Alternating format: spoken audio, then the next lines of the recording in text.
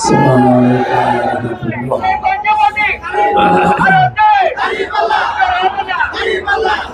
فأعوذ بالله من الشيطان الرجيم وتلك الأيام نداولها بين الناس صدق الله العظيم.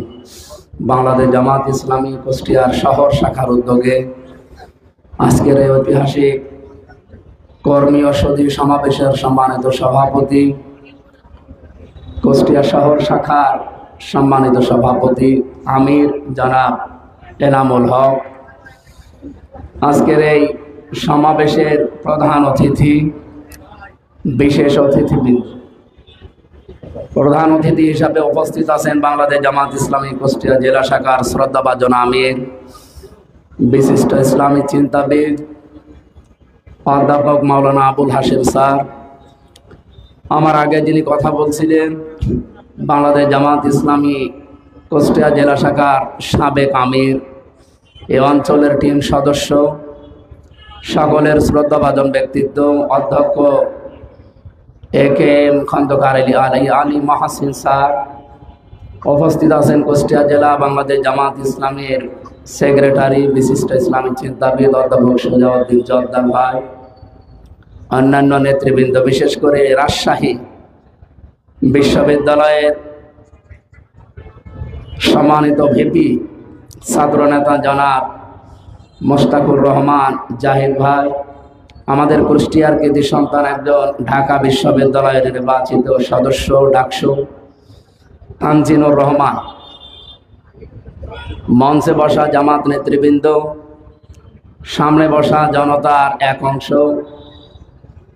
পর্দার আড়ালের বিভিন্ন জায়গা এবং কলেজ মাঠে, স্কুল মাঠে সম্মানিতা মা এবং বোনেরা, প্রাণ প্রিয় কুষ্টিয়াবাসী, আমরা এতক্ষণ পর্যন্ত অনেকগুলো কথা অলরেডি শুনেছি। আমার বলার কথা হচ্ছে, যেহেতু আমরা কোরআনে কারিমের মানুষ, কোরআনের খাদেম, সে হিসাবে আমরা কথা বললে কোরআন দিয়েই মানুষকে বলতে চাই। বিশ্বনবী মুহাম্মদ রাসূলুল্লাহ সাল্লাল্লাহু আলাইহি ওয়াসাল্লাম জানিয়েছেন, মান ক্বালা বিহি সাদাকা, যারা কোরআন দিয়ে কথা বলবে তোমাদের সামনে, তারা সত্য কথা বলবে। এজন্য আমরা কোরআন দিয়ে কথা বলতে চাই। সূরা আলে ইমরানের 140 নম্বর আয়াতের মাঝের অংশটা আমরা তেলাওয়াত করেছি। আমাদের মালিক তিনি জানিয়েছেন, তিলকাল আইয়ামু নুদাউলুহা বাইনান নাস, এই যে দিনের আবর্তন, পালাবর্ধন, পরিক্রমা, এগুলো আমি আল্লাহ নিজে মানুষের ভেতরে আবর্তন করি। সুতরাং দিন সব সময় এক থাকে না, আমরা এটা কোরআন থেকে জেনেছি। আগামীতে যে দিন আসতেছে এটা ইসলামের বিজয়ের দিন ইনশাআল্লাহ।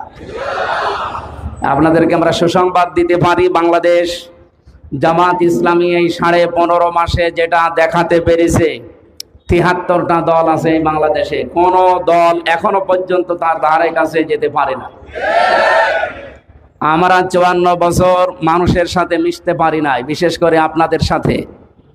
আমি কুষ্টিয়ার মানুষ, আপনাদের মানুষ, কিন্তু আমি কুষ্টিয়াতে ভালোভাবে থাকতে পারি নাই। 12 মাসের আমার মনে হয় 8-10 মাস থাকা লাগে আমার রাস্তায়। কুষ্টিয়াতে ঢোকার আগে, গ্রামের বাড়ি যাওয়ার আগে প্রশাসন যে হাজির, কুষ্টিয়ার বাড়িতে আসার আগে প্রশাসন যে হাজির। কিন্তু এই 15 মাসে আল্লাহ দিন পাল্টিয়ে দিয়েছেন। এখন আর প্রশাসন বাড়িতে হাজির হয় না, পাহারা দেওয়ার জন্য যায়। আলহামদুলিল্লাহ, আমরা যেমন পরিবেশ পেয়েছি, আমরা এই দেশের মানুষকে এই পরিবেশ আবার উপহার দিতে চাই। আপনারা এই পরিবেশ চান না? আমরা আজকে স্যারের মুখে শুনছিলাম, পেপারটা আমি দেখি নাই, শুনলাম একটা দল তারা চাচ্ছে যে নির্বাচন পেছিয়ে গেলে আমাদের কোনো অসুবিধা নেই। আপনি এতদিন পর্যন্ত এই যে সেক্রেটারি সাহেব বলছিলেন যে আপনারা যে ধোয়া তুললেন, জিকির করলেন যে আমরা অন্তত সে 15 মাস আগেই নির্বাচন চাই, আগস্টের 5 তারিখের অন্তত 3 দিন পরেই মানুষ ধোয়া তুলেছিল এই দেশে কিছু মানুষ। তারা এখন 15 মাস পরে বলছে পিছিয়ে গেলে আমাদের অসুবিধা নেই। আমরা টের পেয়েছি আপনারা কেন এটা বলতে চাচ্ছেন। গত 3-4 দিন আগে একটা রিপোর্ট পেয়েছি আমরা, আমেরিকার গুরুত্বপূর্ণ একটা রিপোর্ট দিয়েছে তারা। বাংলাদেশ জামাত ইসলামী এবং যারা বড় দল বলে চিল্লায় তাদের চাইতে মাত্র 4% ভোট কম আছে। তারা খ্রিস্টান, তারা জীবনও আমাদের পক্ষে কথা বলবে না। আপনারা জানেন যে তারা যে রিপোর্ট দিয়েছে যে 4% ভোট কম আছে, এটা শুধু জামাত ইসলামী। দেশে বাংলাদেশ জামাত ইসলামী এখন একা নেই, এদের সাথে কমপক্ষে 8 দল অলরেডি এক হয়ে গেছে। জেলা আমির সাহেব বলছিলেন না যে এখনো অনেকগুলো দল আসার লাইনে আছে। তাদের তো অন্তত 1-2%, 3%, 5% ভোট তো আছে। সবগুলো হিসাব করলে আমরা দেখছি যারা বড় দল বলে চিল্লায় তারা এই ডাকশো, জাকশো, রাকশো, চাকশোর মতো ধরা খাবে ইনশাআল্লাহ। এই জন্য আপনাদেরকে আমরা আহ্বান জানাচ্ছি, এই অহংকার গুলো ত্যাগ করে আসেন। এই 15.5 বছর যেটা হয়েছিল এই বাংলার জমিনে যেন এটা আর না হয়, সেই ব্যবস্থা আমরা করি। আমি 33 বছর বয়সের একজন যুবক মানুষ। 18 বছর থেকে যদি ভোট দিতে পারতাম আমি 3 বার ভোট দিতে পারতাম, কিন্তু আমার দুঃখ জীবনে যে ভোট কিভাবে দেয় আমি জানি না। এবার এই দুঃখটা আমরা ঘোষাতে চাই। আপনারা সাথে থাকবেন না ইনশাআল্লাহ? শুধু আমি এখানে, আমার মনে হয় এখানে বহু মানুষ যাদের আমার মতো বয়স, আমরা জানি না যে ভোট কেমন করে দিতে হয়। আমরা কুষ্টিয়ার দায়িত্ব এমনিতে নিতে চাইনি। আপনারা অনেকে এখন ফতোয়াবাজি করছে। এমনকি আমার মোবাইলে প্রতিদিন কল আসে যে আপনি লাইন মতো না থেকে বেলাইনে আসলেন কেন। আমি বেলাইনে এসেছি মানে যে আপনার লাইন ছিল কোরআনের প্রচার করা, আপনি হঠাৎ করে এই রক্ত পিচ্ছিল পথে, এই ঝানসাফি কুব্ধ পথে আসলেন কেন? এ পথ তো আমাদের, এ পথ আমাদের, আপনাদেরকে লিখে দিয়েছে দেশের জনগণ। আমি 25 জন নবীর দোয়া পড়েছি কোরআনে কারিমে। শুধু আদম নবী বাদ দিয়ে যতগুলো নবীর জীবনী পড়লাম, দোয়া পড়েছি, তারা প্রত্যেকেই রাষ্ট্র ক্ষমতা চেয়েছে। সুলাইমান নবী আলাইহিস সালামের নাম শোনেননি আপনারা? তিনি বলেছিলেন ক্বালা রাব্বিগফিরলি ওয়া হাবলি মুলকান লা ইয়ামবাগি লিআহাদিম মিন বা'দি। তিনি বলেছিলেন, হে আল্লাহ আমাকে মাফ করে দাও আর আমাকে এমন একটা রাজ ক্ষমতা দান করো যে আমার পরে কেউ যেন এরকম ক্ষমতা না পায়। হযরতে সুলাইমান নবীর পরে দোয়া করেছিলেন হযরতে ইউসুফ নবী।